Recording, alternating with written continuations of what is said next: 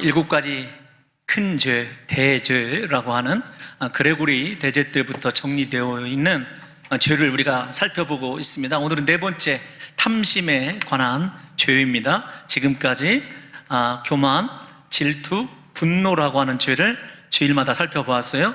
오늘 탐심을 기점으로 다음 주에는 탐식, 이게 중요합니다. 그 다음에 게으름, 그 다음에 마지막으로 정욕에 관한 죄를 우리가 생각해 볼 거예요. 가만히 생각해 보면 교만이 모든 죄의 어머니다 이렇게 말씀을 드렸지 않습니까? 그 교만에서 출발해서 교만이 극대화로 폭발한 것이 분노다, 질투를 뛰어넘어 이렇게 얘기할 수 있어요. 탐심은 어떻게 보면 이 일곱 가지 큰 죄의 정중앙에 있어요. 그래서 교만한 것도 사실은 마지막 정욕도 다 이 탐심에서 출발하고 있다는 것을 암암리에 우리가 깨달을 수 있게끔 배열이 되어 있더라고요. 예를 들면 탐심했었을 때 우리에게 가장 먼저 발동하는 욕구가 어떤 것일까요? 다음 주에 살펴볼 탐식, 먹는 것의 문제이거든요. 탐식이 충만해지면 찾아오는 것이 영적인, 육적인 게으름입니다. 그리고 그 게으름 속에서 잘 생각해 보십시오. 잘 먹고 모든 것이 다 요즘 아이들 말로 늘어진 게으름 속에서 남아있는 건 정욕밖에 없다라는 생각이 드시지 않습니까? 그래서 여러분, 이 일곱 가지 큰 죄는 그렇게 초대교회 때부터 중세 때 그리고 요즘까지도 정리되어 있는 죄인지라 저와 여러분들이 서론 시간에 말씀을 드렸습니다만 일주일이 7일 아닙니까? 매주일 매일 우리 삶 속에서 드러나는 죄에 대한 점검을 꼭 해보셔야 된다고 생각이 되어집니다. 오늘 탐심에 대해서 생각해 볼 터인데요, 누가복음에만 나타나는 특별한 말씀이죠. 그런데 사실은 우리가 이 누가복음 읽은 12장을 전체를 살펴보면 이런 게 나와요. 무엇이 나오냐면 바리새인들의 의식에 대해서 성경이 먼저 이야기를 하고 있습니다. 그러니까 구조상으로 보면 바리새인들의 의식을 책망하신 말씀 다음에 이 탐심에 대한 말씀이 뒤따르고 있는 것을 구조적으로 생각해 보면 왜 의식하는가, 왜 하나님의 자리에 사람이 앉는가라고 한다면 그 속에 보이지 않는 하나님처럼 되고자 하는, 우리가 단순히 하나님을 속이는 것이 아니라 하나님처럼 되고자 하는 탐심이 그 자리에 또 이렇게 자리하고 있고, 예수님께서 그것을 책망하신다라는 것을 누가복음 12장 전체 구조를 보면 우리가 또 어렴풋이나마 알 수도 있을 거라고 생각이 되어집니다. 오늘 본문을 좀 보면 다 유명한 본문 아닙니까? 어떤 한 사람이 있었습니다. 아마도 부모가 많은 재산을 남기고 죽은 것 같습니다. 이게 불행이죠. 재산 남기고 죽으면 정말로 불행이라는 것을 저의 짧은 목표의 어떤 그 영역 속에서도 많이 발견하게 되거든요. 그런데 어쨌든 부모가 유산을 남기고 죽었다? 굉장히 자식들에게는 다행스러운 어떤, 그리고 또 기회라고 생각할 수도 있죠. 그런데 형과 이 유산 상속의 과정에서 문제가 발생한 것 같아요. 그래서 예수님에게 유산 문제를 좀 해결해 달라고 찾아온 것입니다.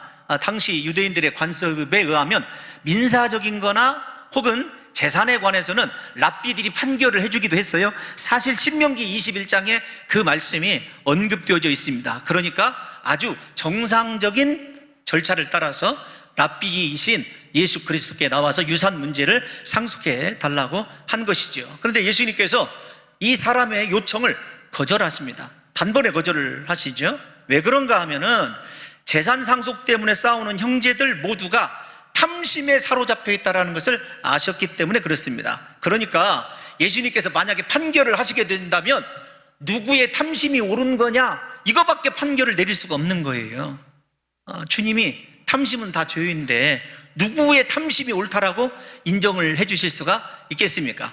그래서 그 탐심에 대해서 사람의 생명이 소유의 넉넉함에 있지 않다, 이렇게 결론을 내려주시면서 탐심에 대한 위험성을 무엇으로 설명해 주시냐면 어느 한 부자에 관한 비유로 설명을 해주고 계세요. 그래서 탐심에 대한 비유가 이 부자의 비유라는 것을 우리 사랑하는 성도 여러분들이 이해하시면서 본문을 생각해 보면 좋을 것 같아요.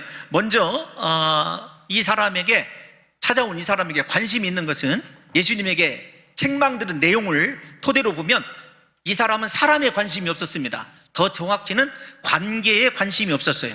무엇에만 관심이 있었냐면 물질에만 관심이 있었어요. 그래서 제자들에게도 예수님이 경고를 해주는 거예요. 어떤 거냐면 너 사람에 관심이 있느냐? 영혼이 내게 중요하냐? 아니면 소유, 물질이 중요하냐라고 하는 말씀을 주님이 은연중에 모든 사람, 우리 사람들에게 탐심이 있거든요. 관점을 바꿔놓고 계신 거예요. 책망을 통해서. 우리에게 직접 말씀을 드리면 우리 크리스찬들이 예수 그리스도를 믿는다면 우리의 관심이 소유나 물질에 있어서는 안 됩니다. 반드시 사람에게 있어야 돼요. 제가 새벽에 신명기를 강의할 때 여러분들에게 드린 말씀이 어떤 것이냐면 하나님을 사랑하는 사람은 사람을 사랑할 줄 안다. 한국 기독교는 하나님을 사랑할 줄 아는데 사람은 사랑하지 못한다. 여러분, 이것이 우리가 안고 있는 어쩌면 오늘날 우리들의 가장 아픈 가시일 수도 있습니다. 그래서 이 책망 가운데 주님이 탐심을 경계하는 이유가 무엇 때문에 그러냐면 탐심에 사로잡히면 영혼이 귀해 보이질 않아요. 사람이 중요하다고 생각하지 않습니다. 관계가 중요하다고 생각하지 않아요. 오늘날 일어나는 사회적 현상을 보면 이 말이 일리가 있다는 것을 여러분들에게 자세하게 어떤 예화를 들어드리지 않아도 충분히 알 수 있을 거라고 생각이 들어집니다. 그러면서 주님이 뭐라고 얘기하냐면 탐심은 반드시 거절해라, 이런 말씀을 주님이 해주셔요. 우리 14절 15절 본문 14절 15절을 잠시 한번 15절 말씀만 읽어볼까요? 시작. 그들에게 이르시되 삼가 모든 탐심을 물리치라. 사람의 생명이 그 소유에 넉넉한 데 있지 아니라 하시고. 우리를 착각하게 하기 쉬운 말씀이 삼가라는 말씀인데 아닙니다. 반드시 접근하지 못하게 하라는 거예요. 물리치라라는 말은 무엇이냐면 너 탐심과 분리되어 있어라, 그 뜻입니다. 그러니까 예수 믿는 제자들에게 주님이 가장 강력하게 경고하신 말씀이 너 탐심과 분리되어 있어라, 저 말씀이라고 저는 그렇게 생각을 하고 있습니다. 주님이 탐심이 우리에게서 근절되어야 될 이유는 무엇이냐면 사람의 생명이 그 소유와는 상관이 없다라는 거예요. 소유가 많으냐 적으냐, 예수님의 말씀으로 비유를 들어서 설명을 하자면 소유가 아무리 넉넉하다 할지라도 생명과는 상관이 없다라는 거예요. 즉 우리의 영생과 두 번째 영생 안에서 예수 그리스도의 교제와는 소유가 많으냐 적으냐와는 아무런 상관이 없어요. 특별히 더 중요한 경고는 무엇이냐면 소유가, 저 말씀의 뉘앙스 속에는 소유가 넉넉한 사람일수록 예수 그리스도와의 생명의 교제를 나눌 수 없다, 이렇게 여러분들이 해석해도 무방합니다. 왜냐하면 돈이 많아지면 하나님과 정말로 영적인 교제하기가 어렵다라는 것을 주님이 여러 차례 우리들에게 말씀해 주셨다는 것을 아셔야 됩니다. 여러분, 성경에서 주님이 가장 많이 예와 비유로 드는 것이 돈입니다. 사복음서에 약 돈에 관한 비유만 60회 이상이 쓰여져 있다는 것을 여러분 아십니까? 그만큼 돈에 대해서 우리에게 주님이 경고하고 계신 거예요. 여기 특별히 탐심이라고 하는 단어를 찾아보니까 플레오넥시아라고 하는 단어입니다. 합성어인데요, 더 많은 이라고 하는 뜻을 가진 플레온이라고 하는 단어와 소유하다라고 하는 뜻을 가진 헥시아가 합쳐져서 뭐라고 얘기하냐면 이런 거예요. 더 많이 소유해야 만족함을 느끼는, 이런 뜻입니다. 즉 만족할 줄 모르는 욕심에 대해서 얘기해요. 그런데 중요한 것이 있어요. 여러분 플로넥시아라고 하는 이 단어가 반드시 소유를 갖고 싶은 그런 욕심에만 사용된 것이 아니라 우리를 이끌어가는, 이게 좀 말이 해석이 어려운데요, 우리를 이끌어가는 주된 죄악의 성향을 가리킬 때 이 플레오넥시아라고 하는 단어를 씁니다. 그러니까 이 말이 어떤 것이냐면 이런 거예요. 물질에 대한 탐심만을 가리키는 것이 아니라 사람을 잘못된 방향으로 끌고 가는 모든 종류의 죄악된 성향까지 포함하는 말입니다. 이런 겁니다. 돈에게, 탐심에 사로잡히면 네 인생이 아무리 네가 생각할 때는 똑바로 걷고 있는 것 같아도 하나님 보실 때는 죄악된 성향으로만 달려갈 수밖에 없다라는 단어예요. 그러니까 무서운 말입니다. 탐심이라고 하는 그 자체가.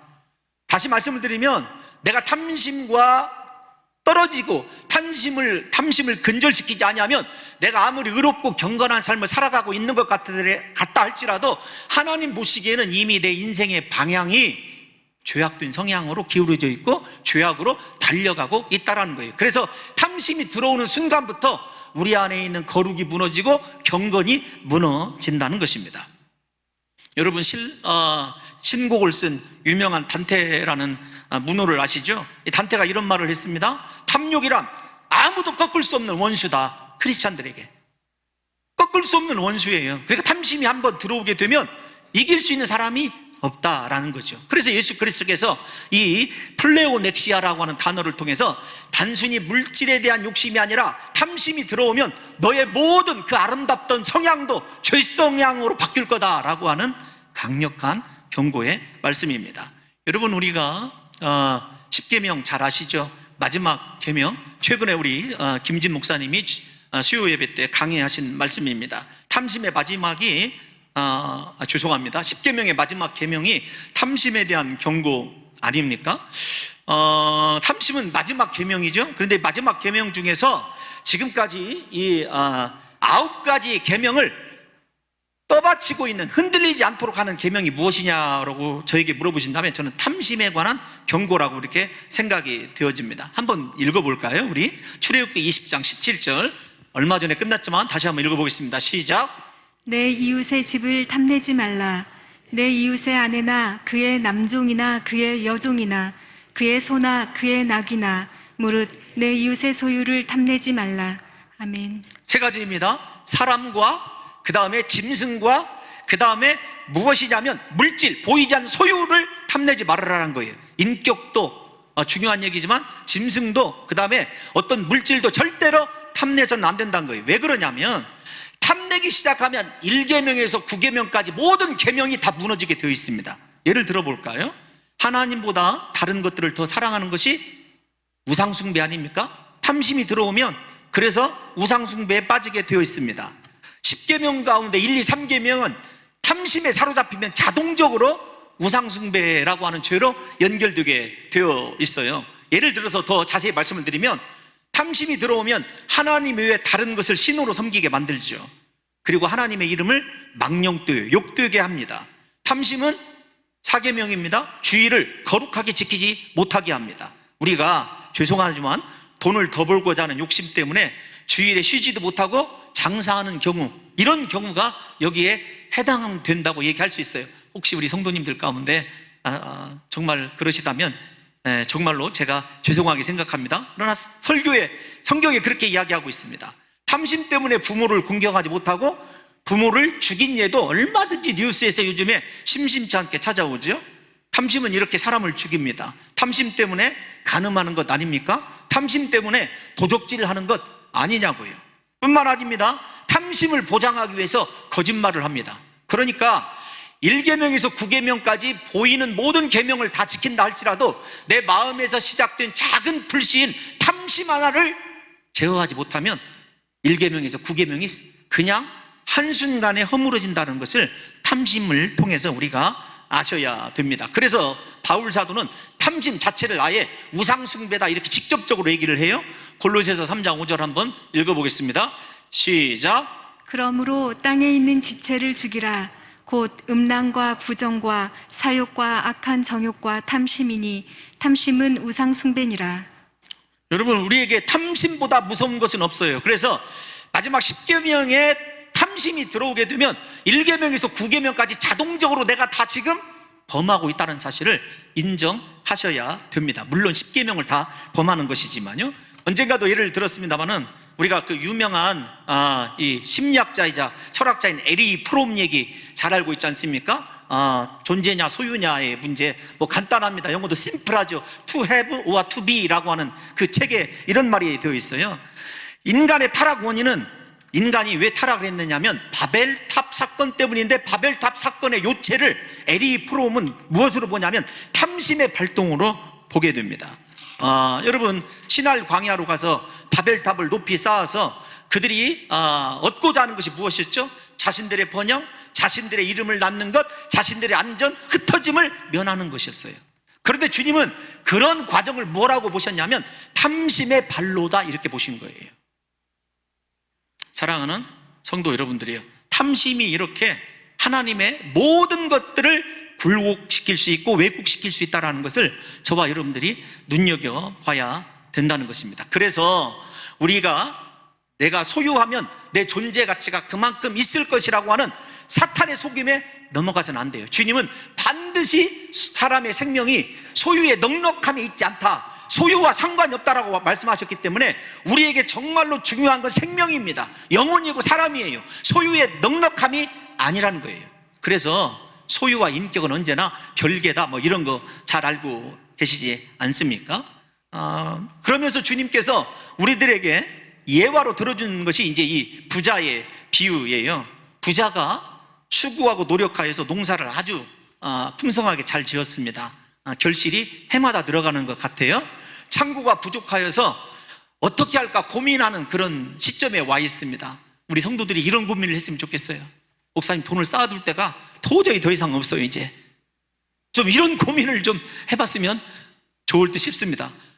그러면서 여러분들이 저한테 뭐라고 얘기했냐면 탐심에 대해서 설교를 하지를 말든지, 어쨌든 부자는 그런 행복한 지금 고민을 하고 있는 것입니다. 그리고 나서 그가 이렇게 이야기를 하죠. 우리 다 같이 어디를 보시냐면요, 17절부터 한번 읽어볼까요? 좀 길지만 시작.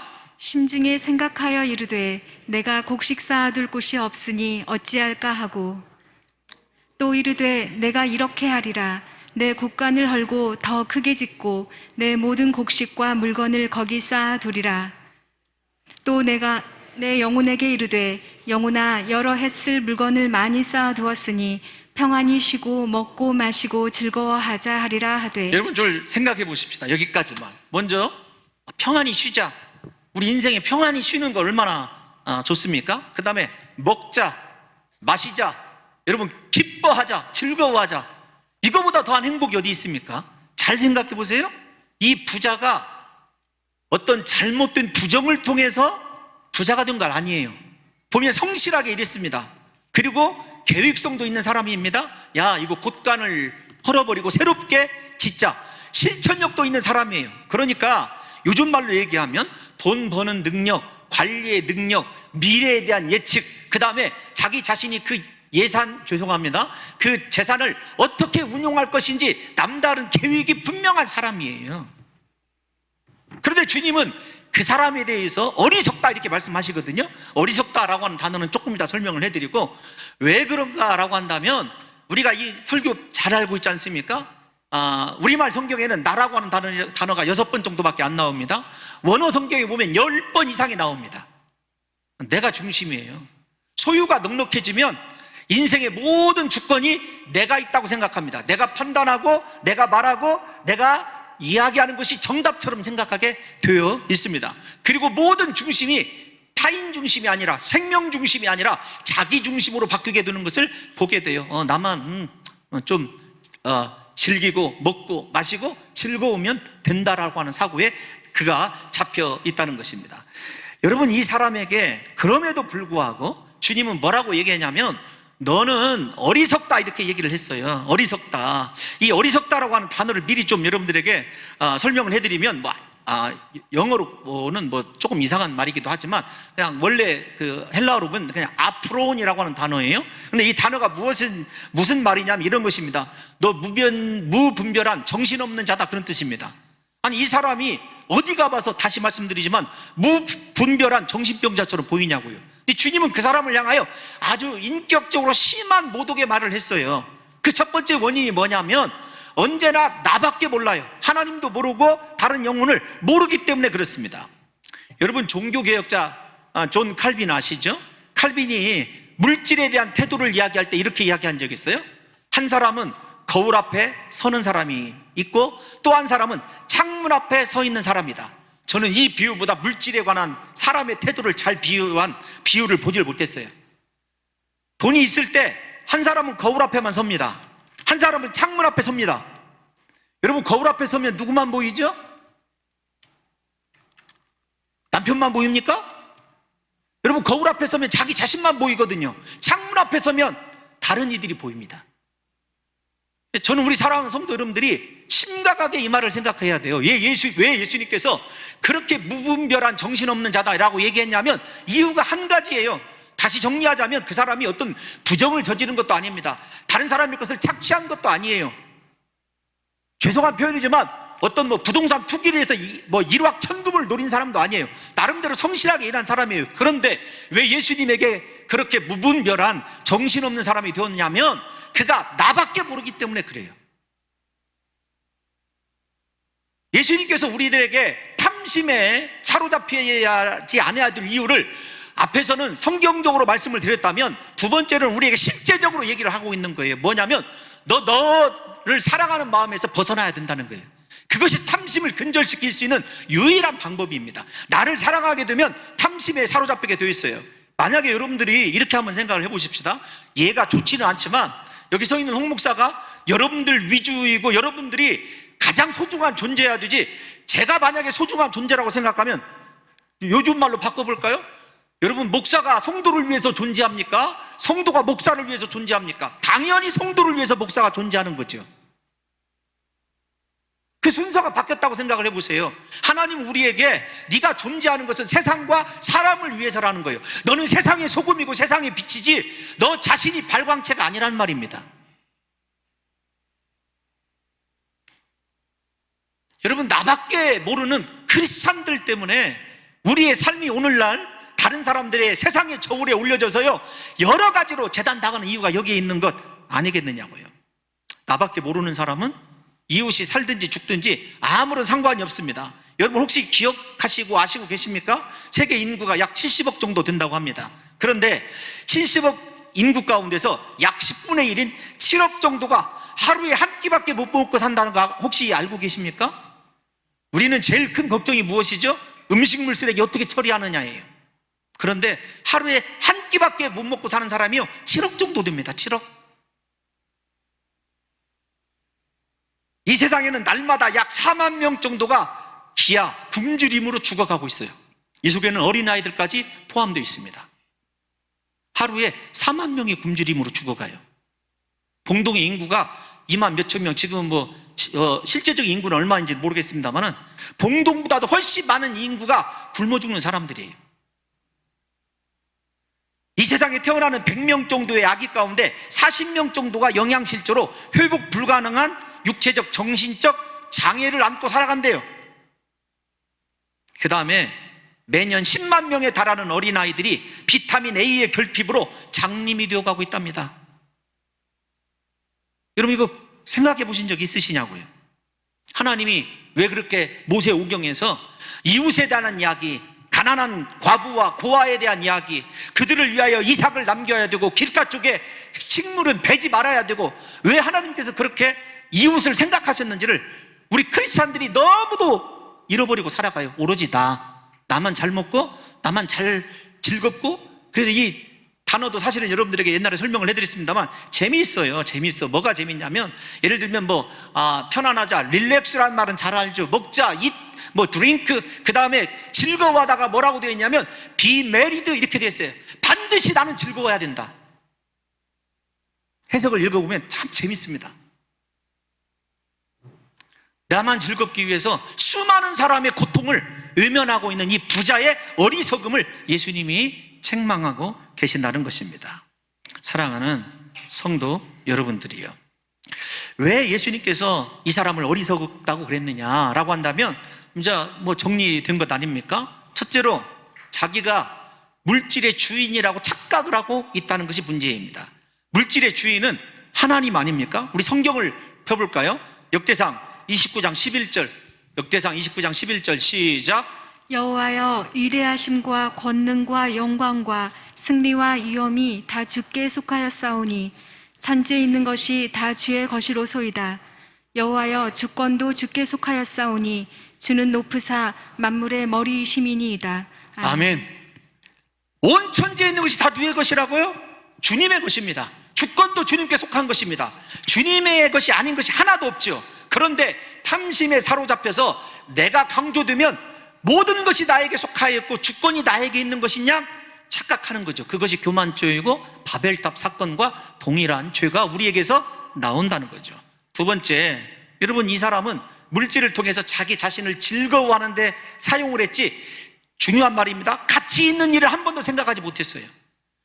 물질을 쓰더라도 여러분 즐겁게 쓰는 거 중요하죠. 그런데 그 즐거움이 중요한 것이 아니라 그 물질을 사용했을 때 어떤 가치가 있느냐가 훨씬 더 중요한 것 아니겠습니까?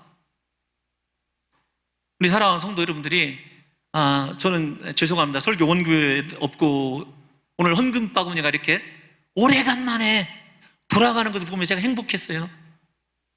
우리가 그 주일 낮에는 헌금 바구니 한 번도 돌리질 않으니까 잘 아시는 대로 그냥 다 자유 아닙니까? 근데 헌금 바구니 돌아가는 것만 봐도 제가 은혜가 되더라고요. 하나님, 이게 몇 년 만이에요?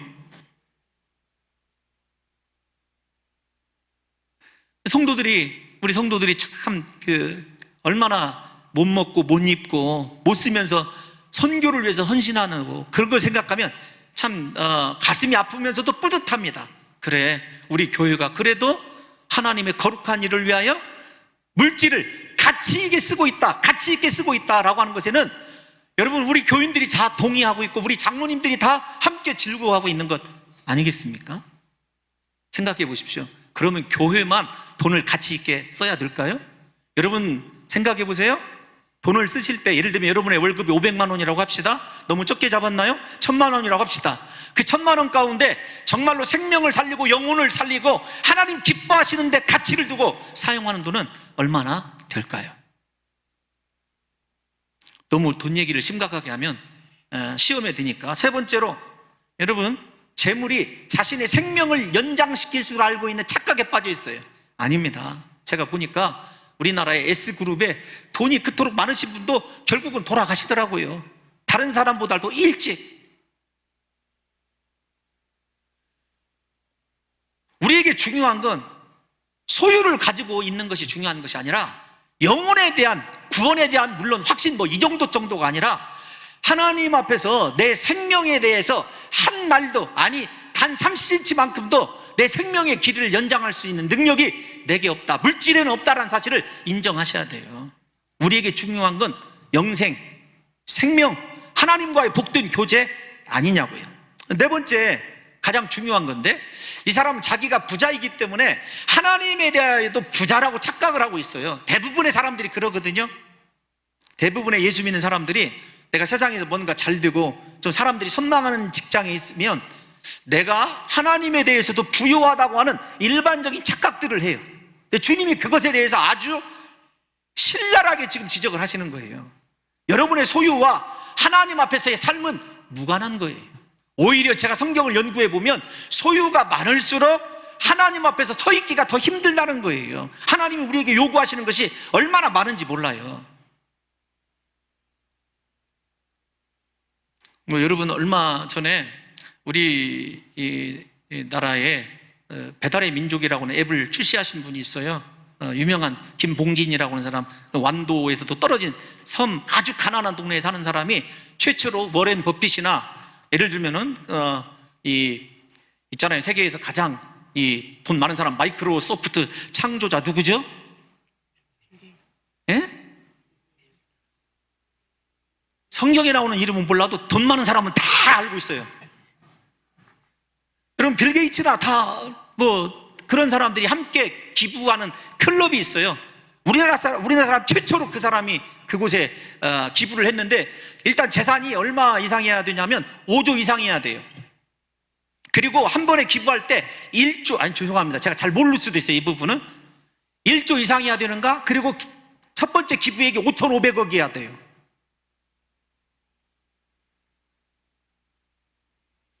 왜 그렇게 신앙의 사람들, 외국에서 사는 사람들은 그렇게 기부를 밥 먹듯이 할까요? 이거 소용없다, 내 생명과는 아무런 관련이 없다라는 것을 잘 알고 있기 때문에 그래요.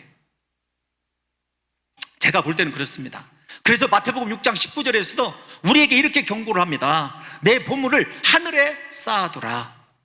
하늘에 쌓아두라. 오늘 본문을 우리가 다시 한번 좀 생각을 해보면 21절 한번 볼까요? 21절 보면 마지막으로 함께 읽겠습니다. 시작. 자기를 위하여 재물을 쌓아두고 하나님께 대하여 부요하지 못한 자가 이와 같으니라. 아멘. 분명히 구분하셔야 됩니다. 지금의 나의 부요가 내가 재산이 몇백억 있어도 그것이 하나님과 나와는 별개라는 것을 아셔야 돼요. 하나님은 두 개의 재물을 얘기하십니다. 물론 하나님이 우리를 위하여 재물을 가지고 누리고 사는 거 하나님이 책망하지 않으세요. 다만 조건이 무엇이냐면 하나님에 대해서도 부요해야 됩니다. 여러분, 하나님에 대해서 부요하고 계시냐고요. 목회자로서 고민하는 것이 이런 고민이 있어요. 성도들의 축복을 위해서 기도해 줘야 되는데 과연 그 축복이 축복으로 끝날 거냐? 탐심에 대한 결론이 이거예요. 너 재물을 위해서 너 탐심 부리다가 하나님 앞에 부요한 자가 아니라 가난한 자가 된다는 거예요. 우리가 몇 년 전에 요한계시록을 주일날 공부를 했죠. 3년 전에 18장, 요한복음 18장에 보면 이 세상의 대표적인 바벨론이 심판받는 모습이 나와요. 바벨론의 어떤 점이 심판받았다고 그랬죠? 우리 한번 생각해 볼까요? 일단 먼저 거꾸로 18장 15절, 요한계시록 18장 15절 한번 읽어보겠습니다. 계속 읽어야 되는데 시작. 바벨론으로 말미암아 치부한 이 상품의 상인들이 그의 고통을 무서워하여 멀리 서서 울고 애통하여. 요즘 말로 번역하면 더 이상 유통할 곳이 없는 거예요. 돈을 벌어들일 수 없어요. 모든 상고들이 바벨론이 멸망했기 때문에.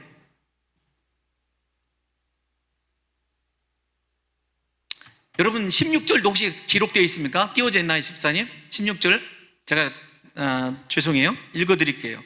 그들이 애통합니다. 이르되, 뭐라고 애통하냐면 화이또다 화이또다 큰 성이여 세마포와 자주와 붉은 옷을 입고 금과 보석과 진주로 꾸민 것인데 그러한 부가 일시간에 망하였도다. 17절에 그렇게 나와 있어요.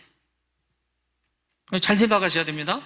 요한계시록에서 마지막 심판의 대상이 부입니다. 돈입니다. 금입니다. 은입니다. 아니, 성경에 이렇게 기록되어 있는데 우리 예수 믿는 사람들이 다시요, 그러면 홍 목사 나한테 지금 가난하게 살라는 거예요? 아닙니다. 부자로 사시되 가치 있게 돈을 쓰시라고요. 하나님께 부요한 일을 하셔야 된다고요. 앞에서 말씀드린 김봉진 씨나 여러분 빌 게이츠나 워렌 버핏 이런 사람들처럼 많이 벌어서 기부하라고요. 하나님 일에 많이 하시라고요. 하나님 앞에 부자로 서야 된다는 것입니다. 여러분, 쾌락주의와 물질주의로 대표되던 바벨론이 하나님의 심판 앞에서 무너지는 광경이에요. 그럴 때 하나님의 백성들에게 뭐라고 얘기하신 줄 아십니까?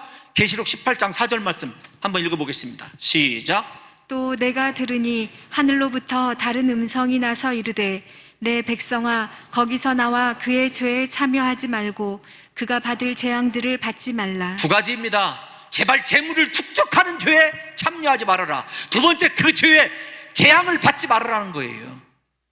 그래서 여러분, 말세가 되면 무슨 전쟁, 난리, 기근 이런 것이 문제가 아니라 사람들이요 탐욕에 사로잡혀 있는 것이 문제예요.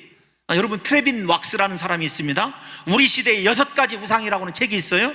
그 내용을 요약해서 보면 2000년 전 로마 시대에는 황제가 우상이 되고 권세자들이 만들어낸 사상이 우상이 되었지만 성도들은 삶을 변화시키고 세상을 변화시키는 믿음으로 그 모든 우상을 전복시켰다. 그러나 지금 우리 시대의 황제는 남아있지 않지만 그 황제처럼 우리를 붙잡고 넘어뜨리는 우상들이 존재한다. 이름하여 6가지인데 무엇이냐면, 첫 번째, 나라고 하는 우상. 두 번째, 성공이라고 하는 우상. 세 번째, 돈이라고 하는 우상. 네 번째, 레저, 여가, 즐거움이라고 하는 우상. 다섯 번째, 성이라고 하는 우상. 여섯 번째, 권력이라고 하는 우상. 크리스찬들이 모두가 다 우상에 사로잡혀 있어서 걸려져 있다. 이 6가지 우상으로부터 자유할 사람이 없다. 트레빈 왁스가 이야기한 겁니다. 로마 시대에는요, 생명을 내걸고 순교하면서 목숨을 버려가면서 하나님이 우리에게 허락하신 사명을 감당하느라 자기의 모든 소유를 다 팔아서 공동체와 영혼을 살리는데 헌신했어요. 왜냐하면 하늘의 집을 바라봤기 때문에, 하늘의 상급을 바라봤기 때문에, 하나님 앞에서 부요함이 어떤 것인지를 알기 때문에. 저는 사실 궁금합니다. 우리 사랑하는 성도들이 하나님에 대한 부요함을 정말 느끼고 살아가는가? 외부 손님들이 계셔서 좀 말씀드리기 죄송하지만 저 스스로도 이렇게 물어봐요. 야, 우리 교회가 1년에 한 5억 정도 선교하고 그러면 이것으로 된 것 같은가? 그런데 오늘 뭐 재정부에서 얘기가 이제 우리 교회가 더 다른 교회를 돌아보고 책임져야 된다 이런 말이 나올 때면은요, 목사로서 굉장히 흐뭇해요.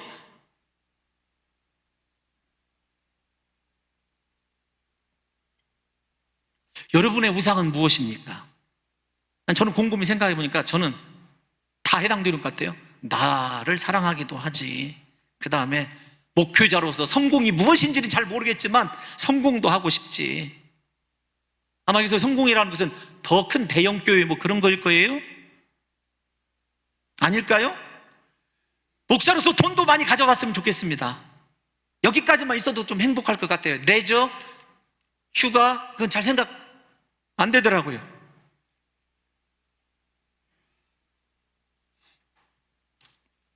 사랑하는 성도 여러분들이에요, 우리를 나 자신만을 위한 괴물로 만들어가는 물질의 탐욕에서 벗어나라. 이것이 하나님이 우리에게 주신 경고라는 것입니다.